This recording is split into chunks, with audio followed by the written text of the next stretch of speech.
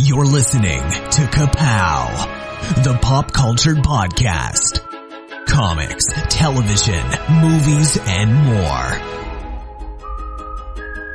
If it impacts fan culture, we have something to say about it. And now, your hosts, Michael, Jordan, Cliff, and Seth. Hey everybody, welcome back to part 2 of Ka-Pow, the pop culture podcast's greatest game show bracket challenge. My name is Jordan Lowe. I'm Cliff Barnes. I'm Seth. We are talking game shows. If you missed part 1, just a few episodes behind us, back in the archives, 253, I believe it was. Yeah, 253. Okay, so in that episode, we did the Barker region. The Barker region, correct. The Barker region. And out of that, into the final 4 came... The Barker. He conquered his region. The Price region. is Right, yeah. So, if you're not familiar... Parkinson region. The what? The Parkinson? The Diane Parkinson region. Yeah, if you're not familiar, this is our... I took 34 of everyone's favorite all-time game shows. We put them in a bracket. We separated them into regions, and now we're going to filter through each region one episode at a time until we get a winner of the great KPP's greatest game show ever. Just like we've done with a bunch of other stuff.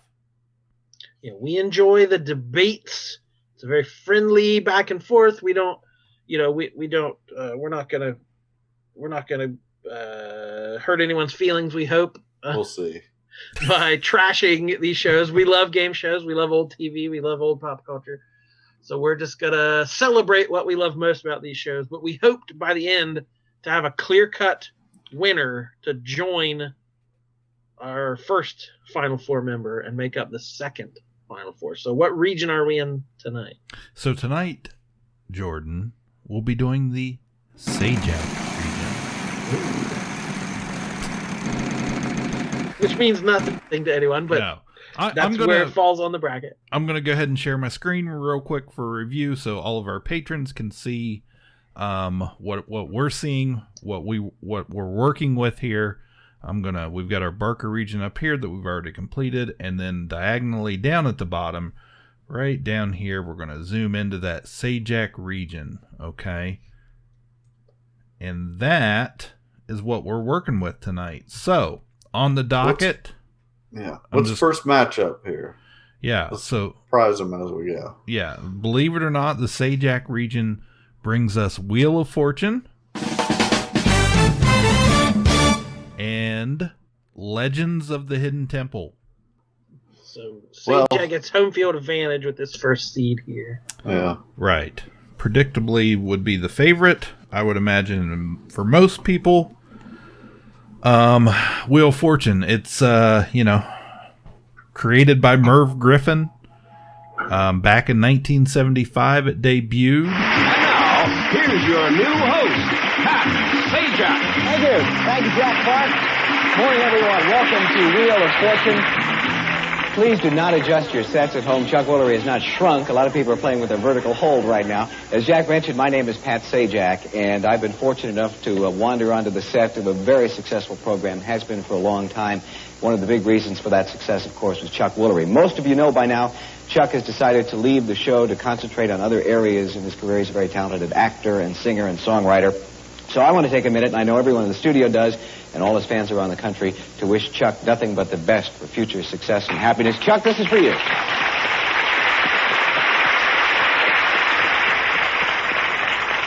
And now, I'd like to announce that I'm leaving the show. No, just... one of the things that hasn't changed is every day I get the pleasure of looking to my right and saying, ladies and gentlemen, here's Susan Stafford. Susan!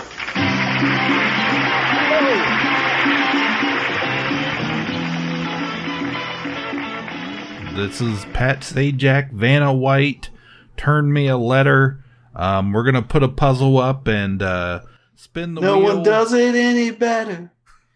Was there a song? I don't know. I'm a wheel watcher. That was a song. No. Yeah, I feel like Weird Al or somebody did a song.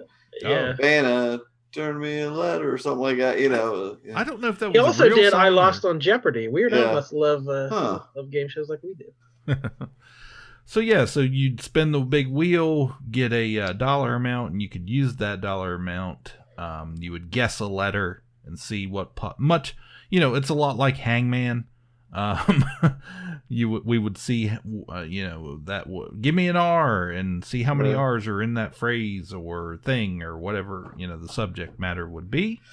Vanna would come out, touch him or turn them originally. She used to turn the letters. Yeah, that was way more satisfying than just touching the thing. Yeah. They thought that, we have the technology. That doesn't mean, come on, insert Jeff Goldblum gif. They never thought whether they should. We want to see the letters turn. But this show's a staple of game show. This is right. This is as big as it gets, basically. Prime time. I think always Wheel of Fortune, Jeopardy. My entire life, I think Wheel of Fortune 7 p.m. Jeopardy 7:30. That's some different. Some cities it's backward. When you go to a new city and it's backwards, that's weird. Yeah. Sometimes it's on a totally different time of day, but that's for us. That's what we grew up with. When I think this, if I could be on any game show, what do I think I would do the best at? It's Wheel of Fortune. An ugly child? Now, you are a school counselor. Go ahead. Taking a trip to the airport. Taxi. Yeah, I know. Here's our category. It's worth $1,000. Greg. An ace of kidneys. How long have you known George here? 7 years. Yeah. Now you are signing, I noticed, and what does that tell us? That means he's deaf.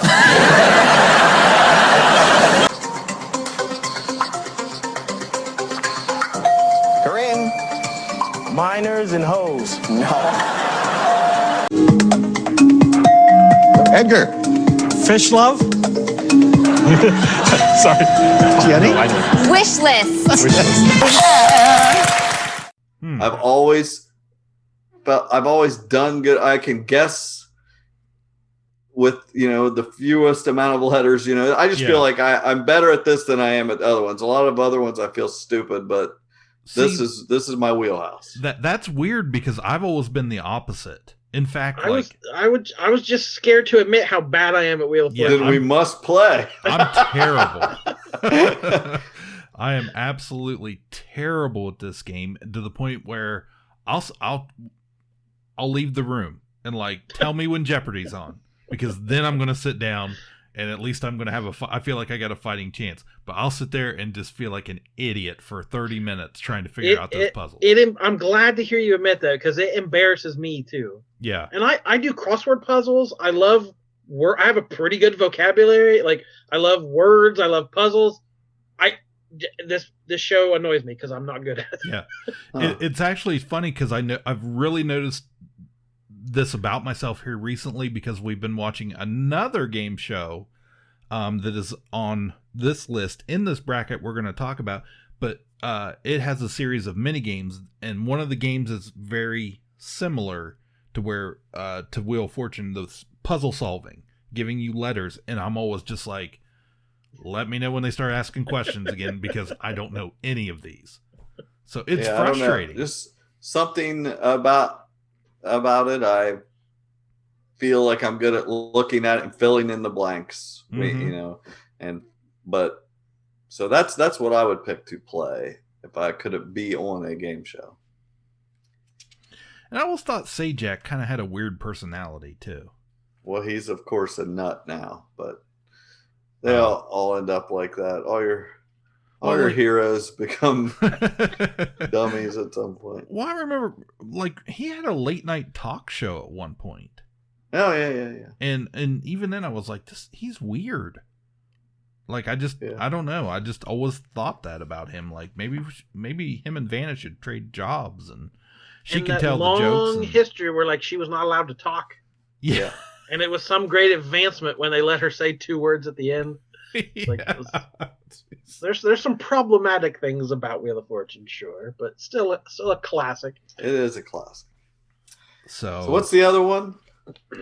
This was Nickelodeon's Legends of the Hidden Temple.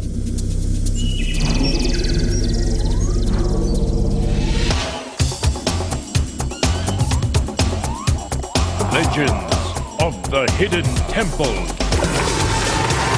With your guide, Ka-Pow. And here he is now. Thank you very much. Thank you. And thank you, Olmec. Welcome to the Hidden Temple. The rooms are filled with lost treasures that are protected by mysterious Mayan temple guards. Only Olmec knows the legend behind each of the treasures in his temple. Which one are we going to hear today? The Legend of the Lucky Pig of Amelia Earhart. Well, one of these 6 teams will have a chance to retrieve the Lucky Pig. Will it be the Red Jaguars? The Blue Barracudas? The Green Monkeys? The Orange Iguanas? This was my jam. I love this show. Okay. Well, it was on from 93 to 95 on Nickelodeon. It features a fictitious temple, I do remember that much, and filled with lost treasures protected by mysterious Mayan temple guards. Also a little bit problematic of ancient Mayans jumping out and going ooga booga. So, who was the host on the Kirk Fogg was the host? He didn't have much of a personality. It was just like the set that intrigued. Like the set seemed so interesting and so many details put into it, and the game seemed fun. That's what I remember. The big head and the set, and that, like, what was the end game, Jordan? Was it like a run through, kind of like a Funhouse type thing? It was a bunch of. That started with like 8 teams or something. There was a whole bunch of teams started. I think it was pairs of kids, and it was the silver snakes and the green monkeys, the golden scorpions, and whatever. Purple parrots, blue barracudas. Yeah, 16. The Arctic monkeys, I think, were one. No, but it was a bunch of kids in matching T-shirts having to do these physical challenges, and then they weeded them out. And then so the final team got to play. You had to run through the temple basically and find all these clues in a timed manner. Mm-hmm. But it had the temple guards who would just jump out in random places, and it was terrifying. Like that might be some of the earliest anxiety I remember feeling as a kid. Like, you don't go that way. There's a temple guard going. So this was very Indiana Jones-esque, right? Yes. Yeah, even the host, like, dressed in khakis, like, looked like an adventurer kind of thing, didn't he? Right. Filmed down in Universal Studios in Orlando, Florida, back when Nickelodeon used to do that in the 90s. Combination of Jeopardy and Raiders of the Lost Ark. Different types of physical challenges. We talked about that, mentioned all that. The temple guards. At the temple's gate was a talking Olmec head, simply named Olmec. Voiced by D. Bradley Baker, Olmec narrated the stories told in the Steps of Knowledge and temple game challenges. So, anything else we really need to highlight with this show? Just it was very of its time. Of that early 90s feel to it, mm-hmm. in the Double Dare sort of feel of just, it's not standing and answering questions. You had to jump over water and do a bunch of physical stuff. Yeah, it was like gym class. And you didn't put Guts on this bracket, but it was that kind of thing too. If you remember Nickelodeon, mm-hmm. Guts, yeah, all the sporty type stuff. It was in that vein of game show. Spinoffs from Double Dare, the original. So yeah, I have virtually no memory of this show. Makes sense when you say it's early 90s. I had graduated. I was no longer sitting at home watching Nickelodeon game shows, so no memory of that really. So yeah, I mean, for me, it's definitely Wheel of Fortune. That's the iconic show here. Yeah. But I'll give the protest vote, even though it has no business getting a vote. But that's fine. Yeah. No, your legitimacy, your reputation is forever marred. But yeah, so I don't know how much of a competition that was. However, I do recognize that for a lot of people, this show is very nostalgic. I think this was the next big hit that came for kids that, that was their must-watch game show. So, for that generation. So, a time that has passed. Those old Nickelodeon Universal Studio shows at that 90s. That was a whole thing they did. So you could go and be part of the live audience. So and even in the theme park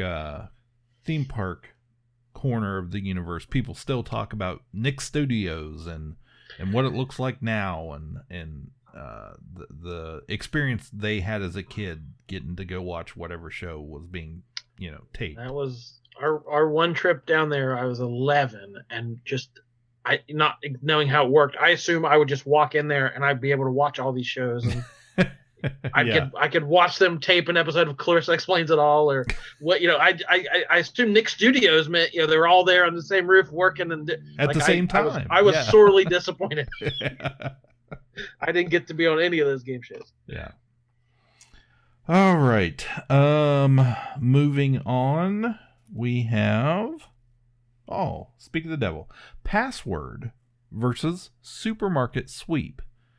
We'll start with Password.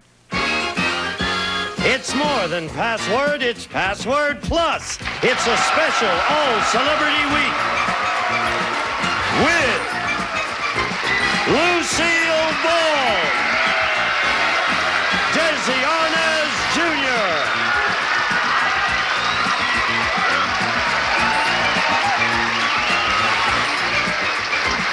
Betty White,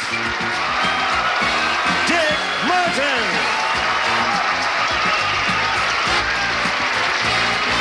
and here's the host of Password Plus, Tom Kennedy. Hello there. Welcome to a great week on Password Plus. Yes. Betty White, Lucille Ball, Desi Jr., Dick Martin. All right. Now this is one I think I'd be good at. I'm good at. I love playing Password and the clues and the one-word clues. So this was the host was Alan Luden, who had previously been well known.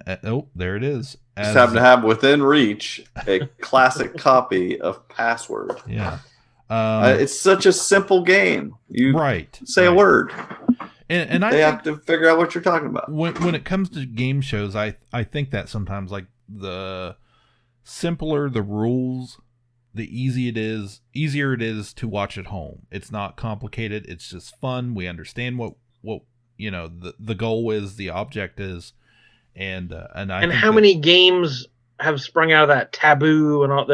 There's so many games of catchphrase and all.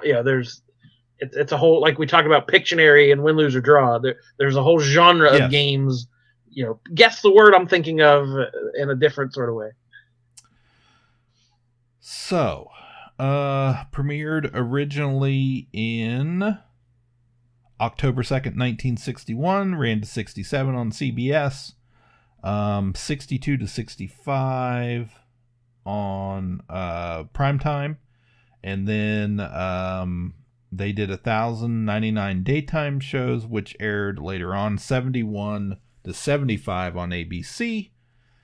Show's announcers Jack Clark, Lee Vines and on CBS, and John Harlan on ABC. Later aired on NBC, Password Plus 79 to 82. Super Password, I remember that, from 84 to 89, followed by a primetime version, $1 Million Password on CBS 08 to 09. All of these versions introduced new variations of gameplay, but like we said, still the basic game. Two teams consisting of one celebrity player and one civilian contestant competed. The word to be conveyed or the password was given to one player on each team and was shown on screen to the viewers, as well as spoken softly on the audio track. Gameplay alternated between the two teams. On each team, the player who was given the password gave a one-word clue from which their partner attempted to guess the password. There you go, guys. I love that. It was like they can't hear you, but they still whisper it to the. You're in your living room, and they still have to whisper it to you as if the guy could have heard it. Right, exactly. The password is banana. But that lends something to it. That lends Yeah. I'm listening in. I got to hear this secret. Okay, so Password, like we said, is up against one of my absolute favorites. Something we have been watching just here recently in its newest version, Supermarket Sweep, bringing what everybody missed in game shows, the grocery store. Now, why you call yourself Team Cashew? They're creamy, they're a little nutty like us. I don't know if you can tell. All right, Team Cashew. Yo, we about to have some fun. All right, each team needs to select one person to play the first game. What do I always say, Neil? No, Neil, I don't want to try your homemade beef jerky. Because it's nasty. What else do I say? If you're not playing, be quiet. Exactly. Get out, Neil. All right, here we go. The first game is called Leslie Emoji. You're about to see a text asking for a product using emojis. Buzz in when you think you know the answer. Here we go. This would be found with the beverages. Jackie? Red Bull. Yes, Jackie! You got 10 seconds on the time, boo-boo! Okay, you'd find this brand. Now, this is a show I know I've seen, but I don't remember ever understanding the rules. Whether you had to buy the most expensive stuff or the best, you had to find something hidden in the store. Like, I never, as a kid especially, quite understood what the point of the game was. I remember being stressed out. Like, I was stressed watching it. I didn't like that they, I don't know. So go ahead, explain it, Cliff. Explain. You guys are remembering the original version, which ran on Lifetime from 1990 to 95. Okay. And then lots later, of bright sweaters. Yes. Big-haired housewives. That's exactly what it was. Yes. It also ran on PAX 99 to 2000, and later from 2000 to 2003 with reruns. So we had 3 teams. Okay, teams of 2. They were typically like a mother-daughter or friends, people that knew each other. And they had, like you said, they had the colorful, each team wore a different colored sweatshirt.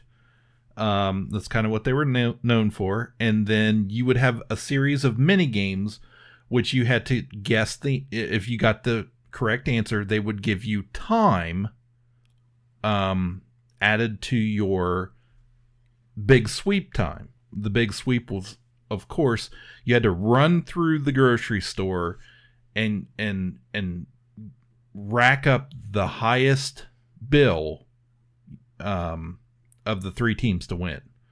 But throughout the store, they would have you would have blow up bonus items you could grab, or there would be like a special item, or they would give you like a grocery list. Get these 3 items, you get an extra $300, that type of thing. Okay. So what happened was there was a strategy to it. Of course, in the original version, you wanted to run and get, the big meat items. You wanted to get the gourmet coffee. You wanted to get the roll, the cheese wheel. You needed to get, all these big. I'm stressed just thinking about this. And it was timed. So one team would take. What's to stop you from getting every package of sirloin steak? Because you were, I think you were only allowed to get 5 of each item. In the frenzy of the sweep, who's keeping track? Oh, they're keeping track. It's madness. So,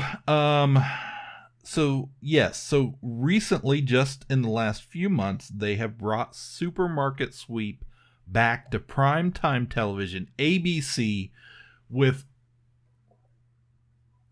she has become one of my all-time favorite game show hosts.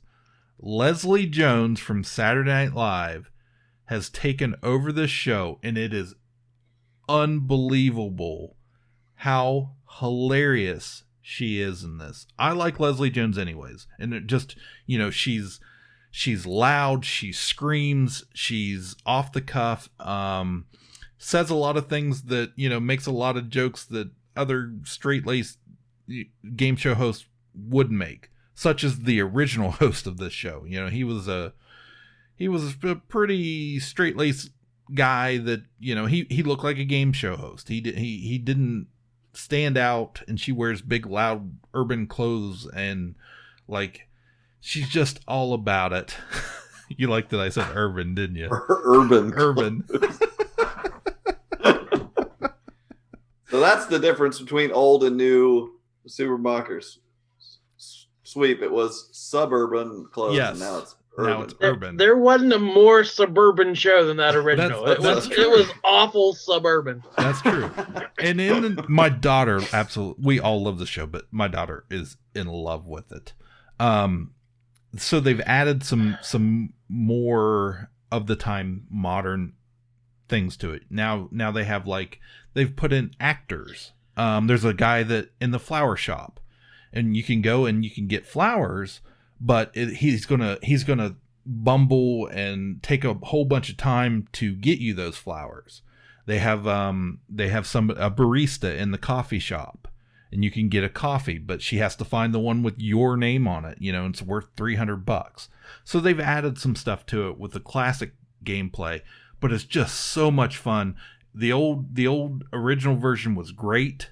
I know people love that version of it, and because, like you said, it was just suburban moms and teachers and people, that were, rather on the lighter side. And today's version, a very vanilla view of the Supermarket. Yes, in today's version, they have diversified. They've brought in people from with different backgrounds, and they let them now customize the sweatshirts, so they can just make them urban. So they can add their own little flair to it, and they now have names for the teams. You get to pick your team name, which is a lot of fun. So we get a lot of different names that Leslie can then ask him, hey, why are you team Cocoa Puffs? Why are you team Sweet Tea? Sweet Tea. Oh my god. So it's just so much fun. She has made game shows much fun. I'm kind of torn here, because I recognize it is the exact opposite of Password. Password is the simplest thing in the world, and Supermarket is just busy and props and running and time limits and things. Yeah, it's just a lot going on. If you guys could imagine, back in the original Supermarket Sweep run, and it was a great show. It was a popular show. People liked it. But they had a special announcer for the sweep, and he would come, and he was very game show announcer guy. On your mark, get set, go! Yeah! And there goes Sherry. And remember this, folks, she has a big lead in time. Let's see what her shopping strategy is going to be. Aha, detergent. She knows just how valuable these new boxes of Ultra Tide are. Nowadays, they have eliminated that, and they actually... Leslie Jordan goes into a little room, and she has the old school. Leslie Jones has the old school supermarket mic they used to have at the register, and she does commentary during the sweep herself. Your carts, get set, go! Lois takes off with a 20-second lead. Oh, that's not a cucumber. She went to get a cucumber, and it was not a cucumber. That's okay. At least she continued. That's right, grab the inflatable. Start putting stuff in your basket. You wasting time. Come on, Jalea. There goes Jalea for Team Biscuit. All right, Jalea, let's go. Let's show them how it's done. That's right, Jalea ain't messing around. That $35 honey. Let's go, girl. What is she doing? This is it. So she's screaming at them. They're running around like crazy. They actually show I've seen several people run into each other before. I saw one guy take a lady out and he hit her hard and she went down. But yeah, they've added a lot to the show. It's really, really. I can't wait for season 2 to come out with Leslie Jones, and to get back on the air. So if anything in this COVID-19 era, we've gotten all these new game shows that they brought back. These from the old versions. I'm telling you right now, this may be the best one. Well, I might just play this a little strategically, because my heart says Password, but I think Supermarket could beat Wheel of Fortune, and I'd rather have Wheel of Fortune off the bracket because I don't care about it. So if I team with Cliff here and pick Supermarket, I think we could ride Supermarket clear to the end and get rid of Wheel of Fortune. I don't think Password could do that. Your big mistake is saying that. So now I'm going to flip the table and quit.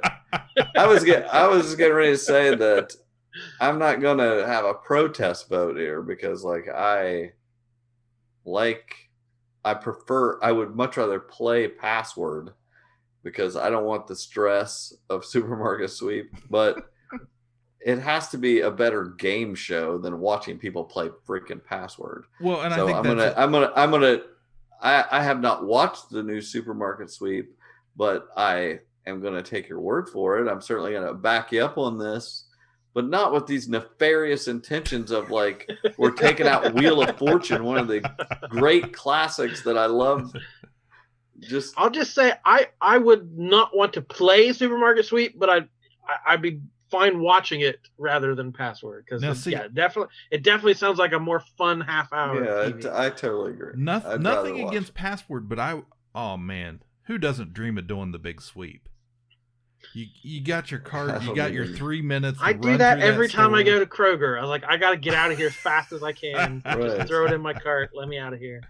Oh man, but this is, I want to see how good I can, for once in my life, I don't have to worry about that price. I need the most expensive thing.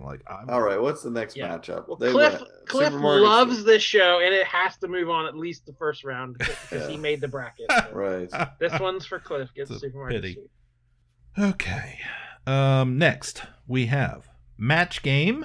Everybody loves Match Game versus Pressure Luck. 80s classic. No whammy, no whammy. Yeah, so you guys did you watch a lot of Match Game? Describe Match Game. Good luck to you, ladies. Here we go. Both of you are going to try to match our 6 celebrities in answering questions. You're going to get 2 chances. At the end of the second round, whoever's matched the most celebrities wins, gets $100, and has the right to go to our super match where you can win over $5,000. So everybody gets set, and we're going to start that game right after this. Okay. Match Game is a panel. Wink Martindale, right? It's a panel game show that never can go wrong with just guessing Wink Martindale. At some point, Wink hosted them all. Right.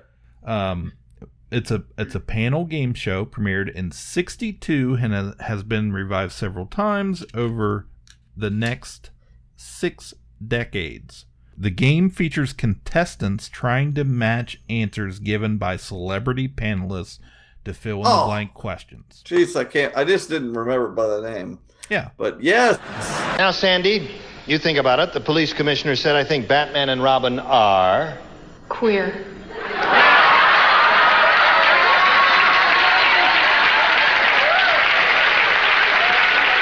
Didn't you know the moment I got my Robin outfit, a rumor like that would start?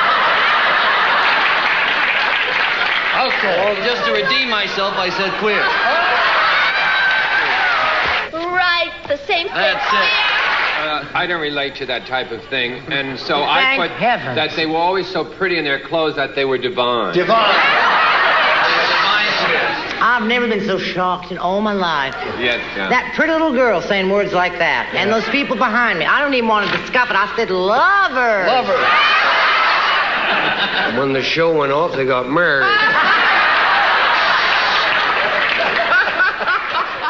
Yes. Sorry, I hate to stop you. This is one of my favorite game shows. This is a great game show. Like we watched. That's the only game show It's the only game show I record. Like we watched. It's still on. It's currently on. The new Alec Baldwin one. Yeah, and he's great. I love it. Yeah, so this series started out, my understanding is it started out very straight-laced the first few years. Okay. Then it got sexy. Then they figured out that having the celebrities make little sexy jokes equaled higher ratings. Once the 70s hit. Yes. They whipped out the skinny microphone. Right. It became What was that guy's name? Why can't I think of his name? The host? Yeah. What is his name? Gene Rayburn. Yeah. He was great. Yes. It was all innuendo.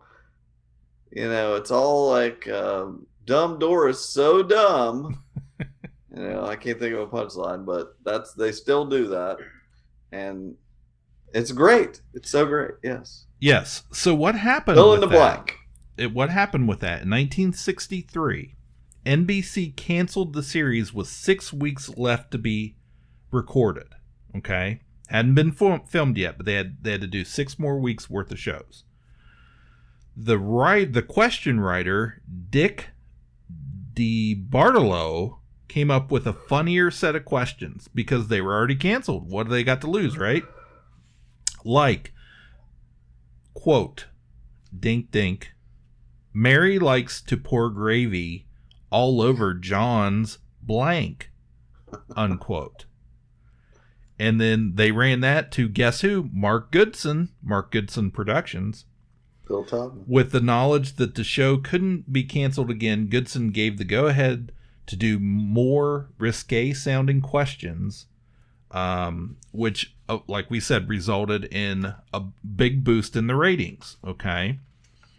So that's what saved the show after that. The whole balance of trying, you know, people have different instincts. They get the celebrities on there they have like basically 30 seconds to come up with an answer, write it on their card, submit it there, and it's like, do you choose the sexy answer? Right. Or do you choose the correct answer? You know, is it potatoes or penises? You know, what does she like to pour the gravy on? You know, and it's like, yeah, if you could find the genius in the show is if you could find the perfect answer, you know, who cares if the person matches it?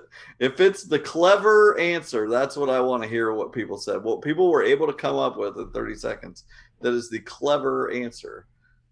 That's the genius of it. But that's kind of what I like least about it. I had the same feeling even as a kid watching Hollywood Squares. Is Hollywood Squares on this bracket? We'll talk about that later. But like, they would set up the joke so, you know, they would lob it up there, and the punch, it would be so obvious, and they'd say something a little bit off color, and the audience, ooh, like that's what it was made for. But they're acting like they're getting away with something, or it's some trick they're pulling, and it's like, you're only saying these questions to get this response, and yet you're acting like the response is a huge shock. Like, you're not fooling anyone. Stop it. It's a comedy show wrapped up to look like a game show. True. Yeah, that I guess that makes more sense. Yeah. I was approaching it a lot more straightforwardly. Like, people are trying to win. Stop goofing off. This woman is trying to win $1,000. Well, that's what's funny is we'll have a bunch of comedians on the panel, but they'll usually have one or two regular actors on there or actresses, and they are terrible at it. Don't think quickly, and it's funny. They're very loose with it. They've always been. You can like cheat off the person next to you and come up with whatever, which usually backfires. It kind of it almost like it feels like that, you know, game night with a bunch of friends, you know, adults, but and with celebrities, like right in an era where celebrities weren't on Twitter, and they, you know, we didn't know what celebrities, you know, this was just celebrities goofing off, and like you didn't see that a lot. So that's another format, like a late night talk show. This is a different way to see celebrities. They're just like us. So that, like we said, is up against Pressure Luck. which was an 80s show, premiered in 83, ran through September of 86. Stop and dig back! $4,000! Stop! $3,000 and a spin! Stop! Duck. Get a duck, Dave. Where? Oh. Peter gotcha. Stop! Oh! $89.50. Big buck! Today, these three players are after high stakes, but they'll have to avoid the whammy as they play the most exciting game of their lives. From Television City in Hollywood, it's time to press your luck. And now here's your host, the star of Press Your Luck, Peter DeMarcus.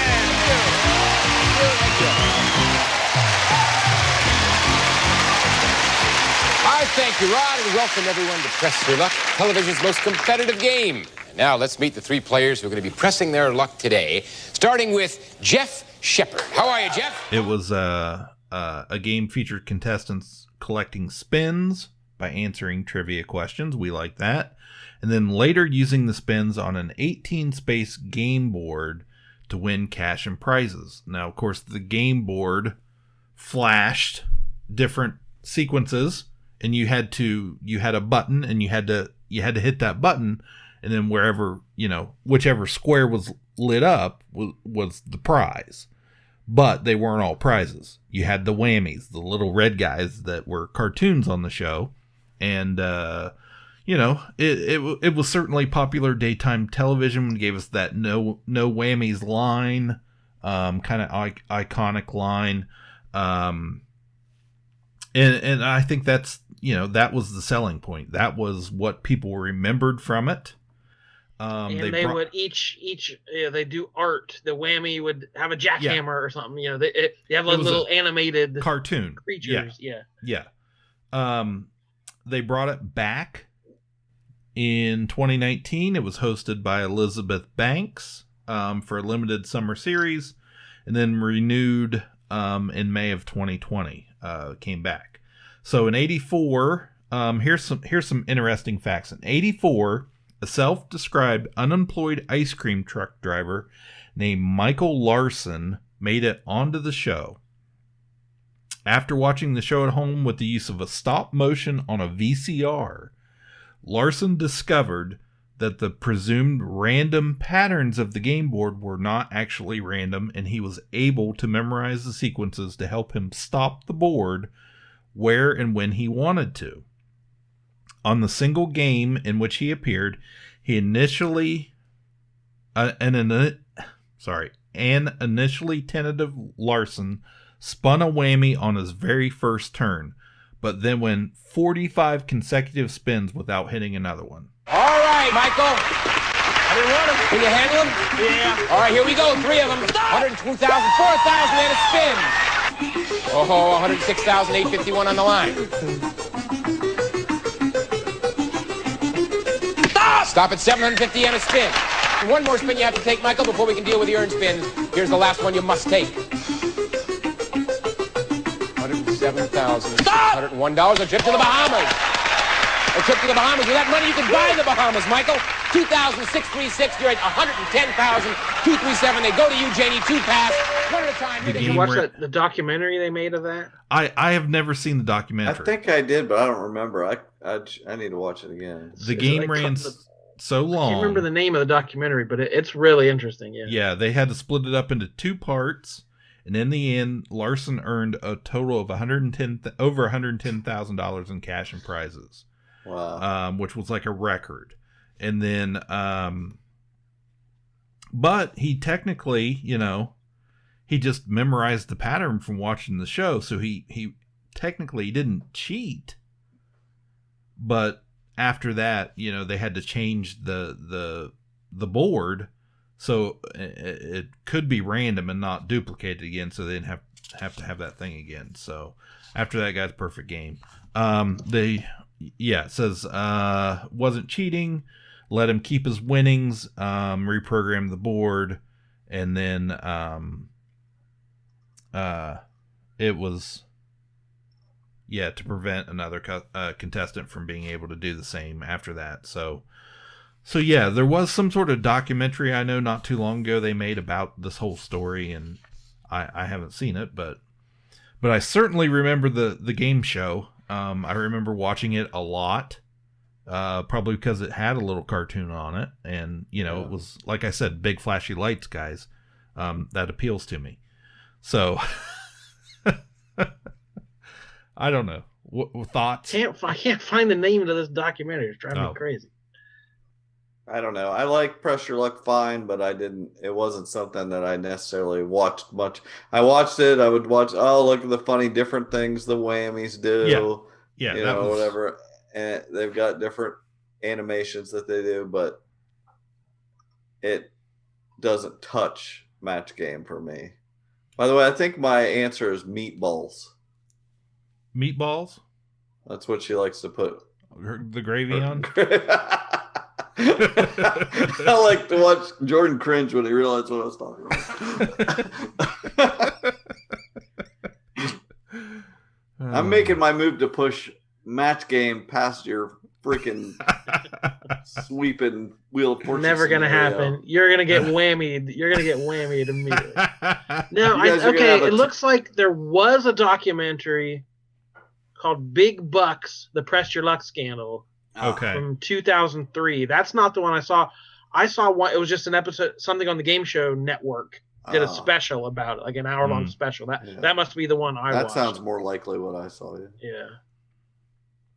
So, all right. So I'm a Match Game person. Jordan, what about you? Press Your Luck, Match Game? I'm sure I watched Press Your Luck a lot more. Mm-hmm. It was on CBS or whatever channel we got. I'm sure that was on more. But I recognize Match Game as a more culturally important thing. So. Well, Match Game was a more adult show. Yeah. And Press Your Luck was, it was like Price is Right. It was daytime television meant for, if you were home. And it's game. I mean, I get the game showiness of it, but like, don't they have one with Elizabeth Banks or something? Yeah. I've never even watched it because I cannot fathom how it's any good. While they have the Match Game, that is fantastic what they've done with that. It's the same show, and it works great. All they had to do was get Alec Baldwin. While I can't fathom how it's still entertaining for people to avoid whammies. Yeah, well, it's still the same game. I could see how, like what you said with Supermarket Sweep, I could totally see how putting a professional comedian, witty, quick comedian has this boisterous personality, can totally bring life back to a game show like that. But I don't see how anything could bring Pressure Luck back. No, the question is, how urban are Alec Baldwin's outfits? He's great on it. He's really he's great at making fun of someone without making fun. Like, because the contestant, everybody hears the question, they all put their answer, and all these witty people write their answer and stick it in there, and you don't know what they've said yet. And then they ask the contestant, the normal person, what their answer is, and it usually is terrible. And he's like dragging them. It's great. Yeah, right. I just personally don't have a real affinity for it, but I have no passion for Press Your Luck to try and argue it. So I'm Match fine. Game it is. Okay. So final matchup here in our first round of this bracket is Hollywood Squares and Where in the World is Carmen Sandiego? Do it, Rockapella.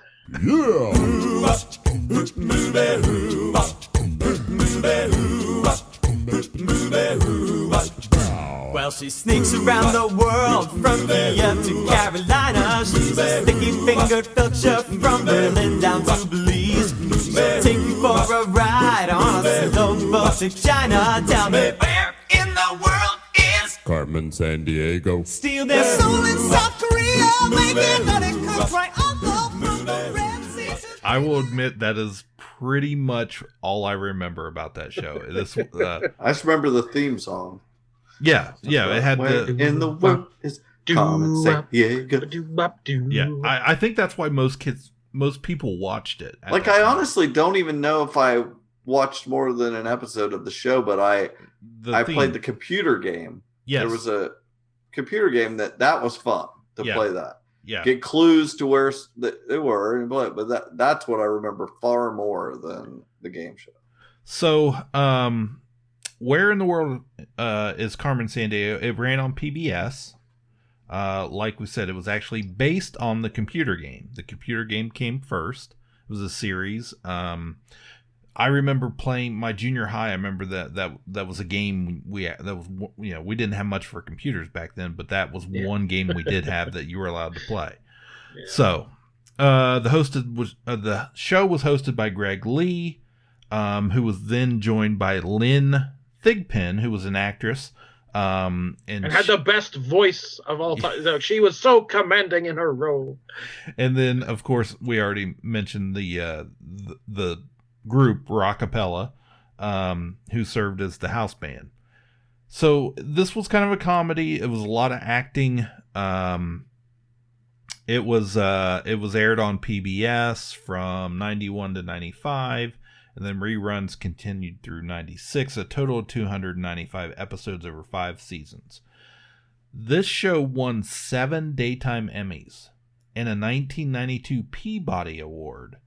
Then it was created partially in response to the results of the National Geographic survey that indicated Americans had alarmingly little knowledge of geography. Big surprise.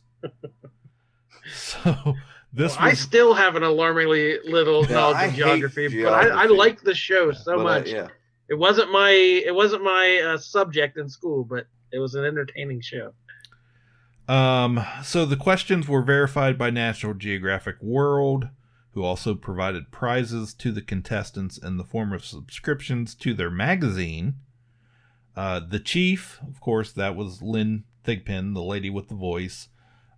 She headed the fictitious Acme Crime Net as the de facto announcer for the show. The chief eloquently uses dialogue rife with puns, alliteration, and other forms of wordplay. The chief became so popular that Thigpen reprised the role in later editions of the computer games and also in the TV series Where in Time is Carmen Sandiego. Yeah, and this is spun off. There's cartoons and the game. They've kept producing the games and board games and computer games. So it spawned a whole franchise of stuff. Yeah. So each episode consisted of 3 middle school aged contestants competing against one another, answering geography-related trivia questions to determine the location of one Carmen Sandiego's cronies and eventually Carmen herself. Throughout the program, the contestants are referred to as gumshoes, remember that, in reference to detectives just starting out in the profession. Now, this is kind of interesting.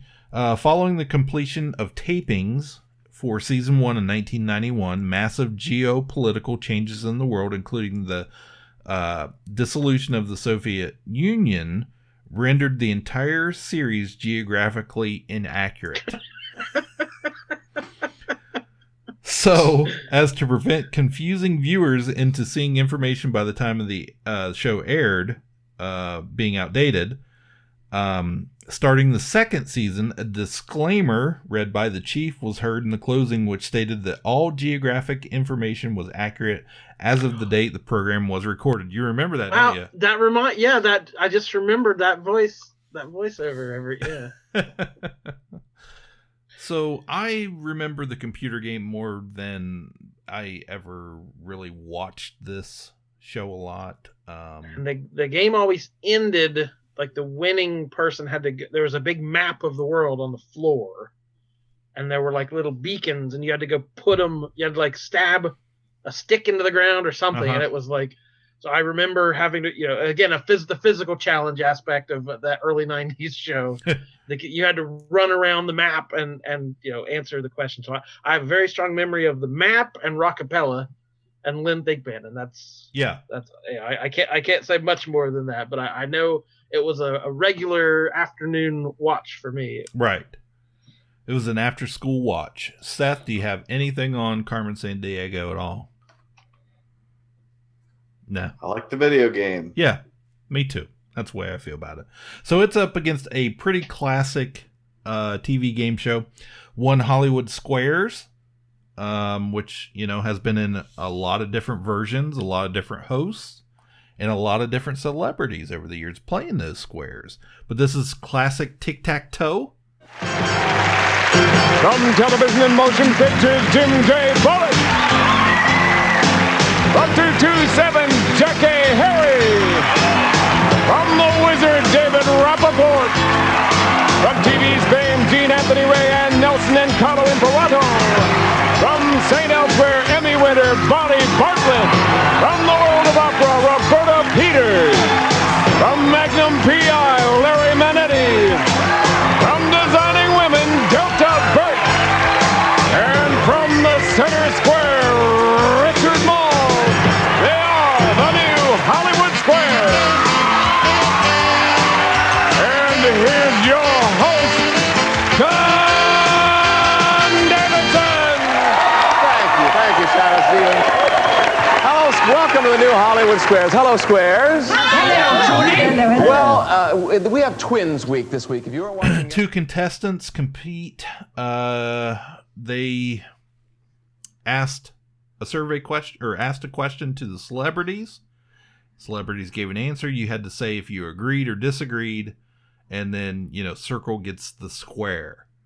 Over the years, I remember this as like a 1980s version was my experience with it, hosted by I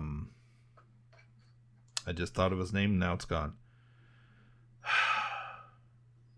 Wink Martindale? No, not Wink. John Davidson. Yeah. Yes. Some of the big celebrities at that point that were I guess regulars were Jim J. Bullock, Shadow Stevens, Paul Lynde. Paul Lynde was the big one. He in the 70s.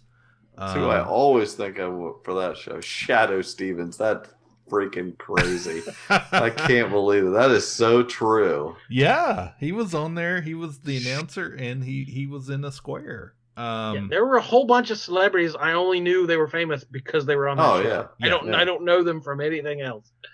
Yeah. And definitely Paul Lynde, I remember that, and they'd be like, he's the rat in Charlotte's Web. Yeah, he was definitely the most famous celebrity associated with the show itself. When Laurie Lee Schaefer went through with it, she gave it to Terry Ann Mewson. What was it? Oh, Hugh O'Brien.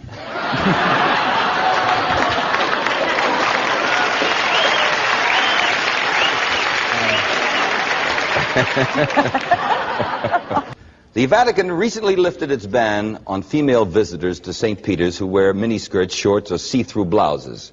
But there is one condition, Paul. What? They must swear they're all Protestant. They can get in that way.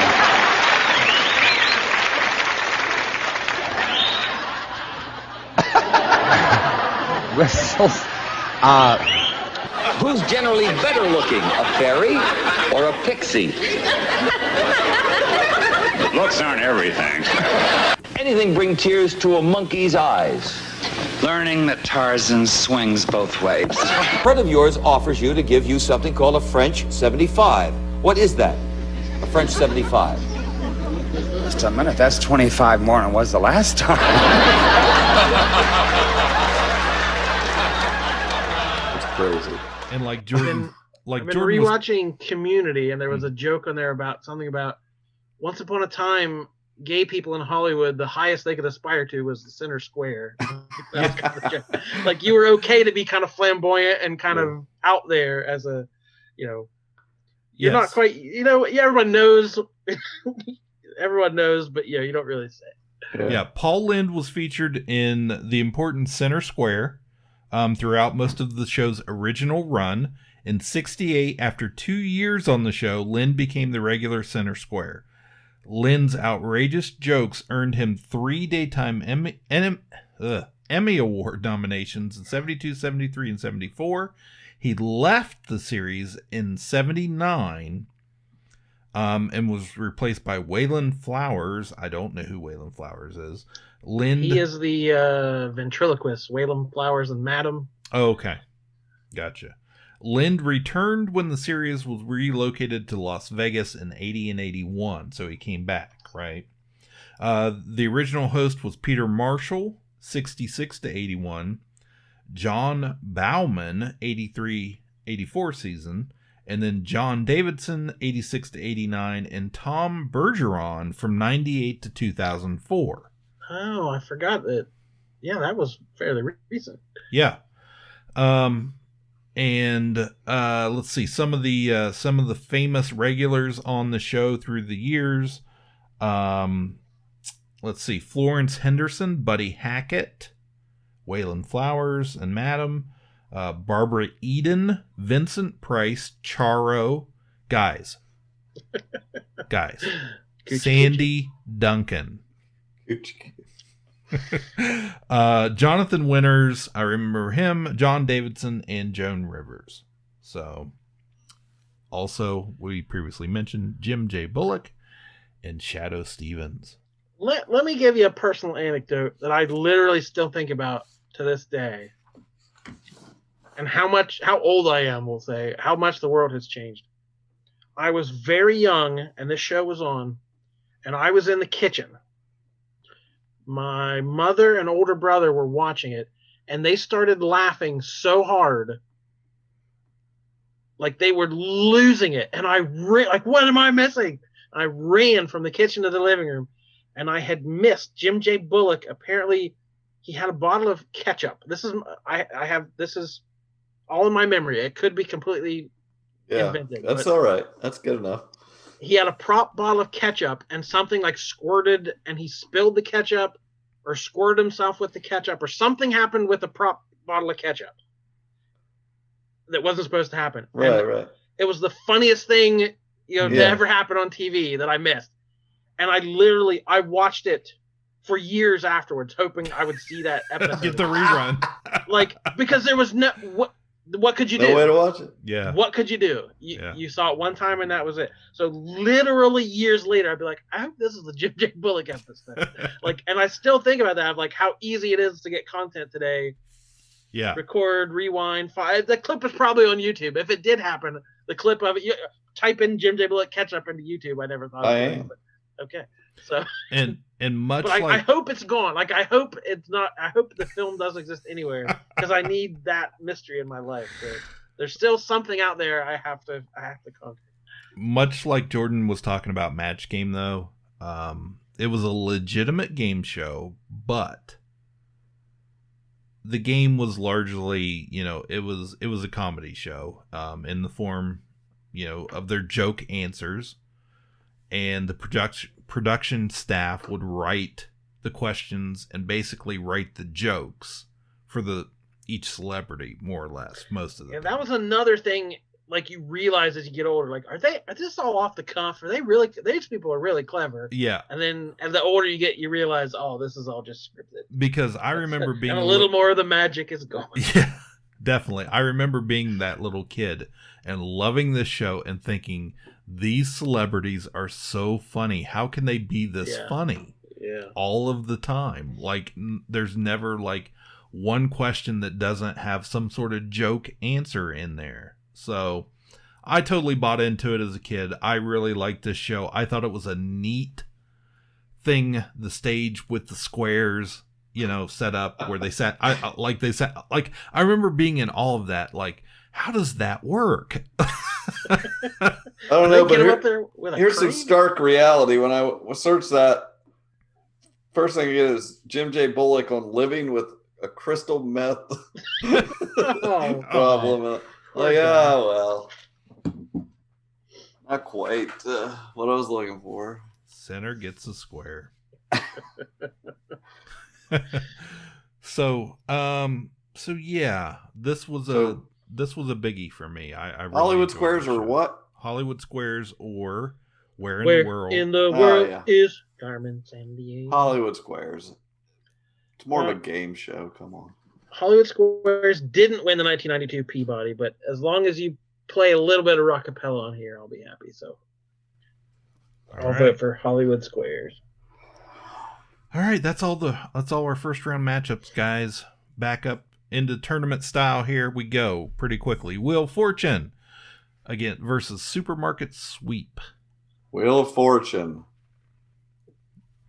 Do your worst. Cliff, you've talked I have to go with a Supermarket lot Sweep. about Supermarket Sweep. Oh, I have no doubt. Yes. Okay. Wow. Big upset. I like it though because I was a little afraid when I was doing these brackets that it was going to be too predictable. All right, guys, that leaves us with Match Game versus Hollywood Squares. Match Game. Hollywood Squares. Cliff, it's your choice again. Wow. Oh my gosh. It's a good matchup. Very similar styles. Very similar shows. Celebrity. Cutting up. Yeah. Pushing the envelope. Wow, I was not prepared to make this decision, guys. Match Game versus Hollywood Squares. I gotta go with. I don't really even remember like Match Game. You just got points, and it was just kind of a random score, and it was almost like what's the Drew Carey? The points don't matter. Like it was just having a good time. Hollywood Squares. That's like whose line. Yeah. Yeah. So Hollywood Squares is like tic-tac-toe, like black and white. There's a definite winner, definite loser. There's a strategy. There you go. And there is one. What was your point? I'm saying it was just like casual. Everyone seemed like they were drinking and just having a good time. Oh, Match Game? Yeah, Match Game was just a little more off the cuff. And at the end, they have like you bet. You pick one person that you were good at matching answers with, and you get to multiply the money you did win. They have the great section where they had polled the audience basically, or polled so many people. Like they gave you a word and a blank. Like, gosh, I can't even think of any 2-word combination. One line blank, and then you try to think of something. There's 3 different ones, and you try to match with the person, your favorite person out of the panel, and then you can multiply that on another one. That always has a good. Usually they end up winning something, and anyway, it doesn't matter. What are you picking, Cliff? It's all. Do I rage quit or not? It's it's interesting. I will try and go back during the Christmas season and find something oddball, some kind of odd Christmas special or something I've never seen before. And this year I didn't get much of a chance to do that. But one night everybody went to bed and I was looking through YouTube and I was kind of searching, and I ran across the Paul Lynde Christmas special from like 1976 or something, and it was a variety show, and it had like it had the Brady kids, the Bradys on there, and it had I don't know her name, the woman that played the Wicked Witch of the West in The Wizard of Oz. She reprised the role, and then it had like Kiss was the musical guest. It was amazing. And I was just like, this is the weirdest thing I've seen, and I can't tell you how long. And in honor of that, I think Paul Lynde, like, he's magical.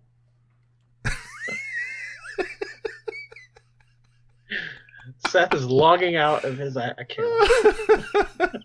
We got a slow close on the laptop. Well, that makes the rest of this easier. Yeah. So I'm writing in Hollywood Squares. All right, which brings us, now that there's only 2 of us, to Supermarket Sweep versus Hollywood Squares. If he don't let him back into Zoom. If he tries to log back in, just leave him in the. He's still there. It's just black. No, he's not. So he hasn't. He didn't hit end. So here we go. This is going to determine the winner of the Sajak Region. We may have to change the name on that, but Supermarket Sweep and Hollywood Squares. Well, see, I could very easily say Hollywood Squares and make Seth choose the winner. Yeah. Because I know I've watched way more hours of Hollywood Squares than I ever have Supermarket Sweep. Well, I will agree that I have watched way more Hollywood Squares than I've probably watched Supermarket Sweep. Now, I watched the original Supermarket Sweep whenever I could like catch it. You know, like I thought that it was just that the whole premise was so different as a game show. You're running through a store. You know, if you remember when we were kids, that was a big prize they would run as a contest. Is you get a sweep. You know, your favorite. That was the dream. Toys R Us or whatever it was. So that was a big deal to me. That's why I watched it. Hollywood Squares, though, was something. For some reason, I have this vivid memory of it being on, much like Jeopardy and Wheel of Fortune, in that primetime slot, probably up against those shows at the time. I remember sitting there eating dinner night after night, and we would have the TV on in the background and be watching Hollywood Squares like it every night for that period of time. Did you ever spill the ketchup? I apparently not like Jim J. Bullock did. I in my imagination, no one ever did. I love Hollywood Squares. I don't know. Maybe looking at this as an overview, that wouldn't have been the one that jumped in my mind. But the more we've talked like that in this region, it probably is my favorite out of all these, and probably the one I've watched the most. So I with no strategy in mind, no trying to manipulate anybody, I think I have to vote for Hollywood Squares. Well, it's definitely a tough choice. Like, I have love for both of these shows. And they're both very different. Like I was saying, I remember as a kid, like, being like amazed by that the squares, the set. Like, how do they get those guys up there? Like, how does that work? It was such a neat concept, and it's amazing. And to turn something as simple as tic-tac-toe that every kid knows how to play right into a high stakes, strategy game. Easy to follow, though. We understand the rules; they're pretty basic. Right. Yeah. And then you add that. I'm okay with it. I'm okay with Hollywood Squares coming out of this. So I'm just going to write it in here. You've convinced me.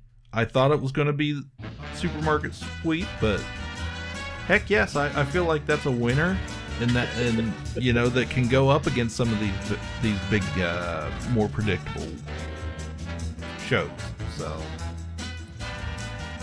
So yeah, I guess no input from the third party. He lowered the camera. He was done. Write it down. 250 some episodes it took for somebody to walk off. We got it never happened with Michael. How do we get that many episodes of teasing Michael so badly and it didn't happen? We never got a virtual walk off.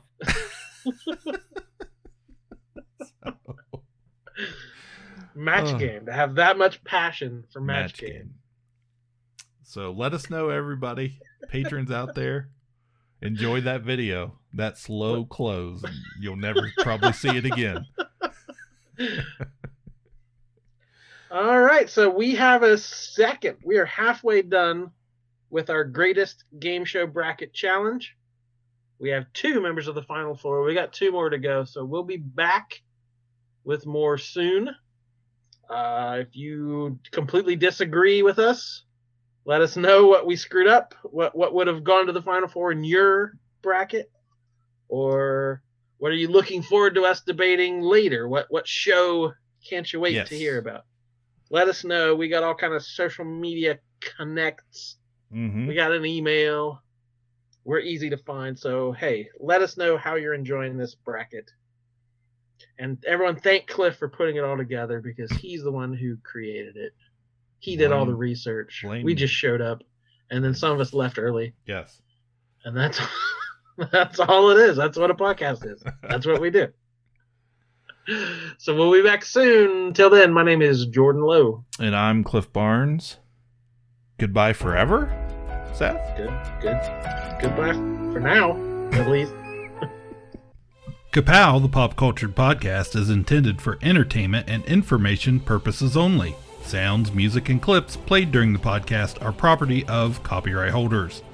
All original content is property of www.udownwithkpp.com.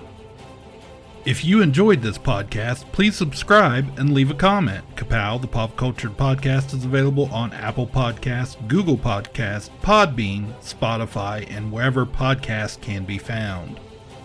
You can connect with us through social media on Facebook, YouTube, at the Ka-Pow Podcast on Twitter, or email the show, Ka-Pow, the Pop Cultured Podcast, at gmail.com. If you really want to go the extra mile, please sign up to be a patron through the Podbean app or our website, www.udownwithkpp.com, to receive special content and early access to some episodes. We are grateful to anyone that chooses to contribute, but please know that most of our content will always remain free, so please continue to like, comment, and share. Hey everybody, it's time for part 2 of the Ka-Pow. I can't sustain that energy. Too much energy. Let's start at a lower register. Hold on.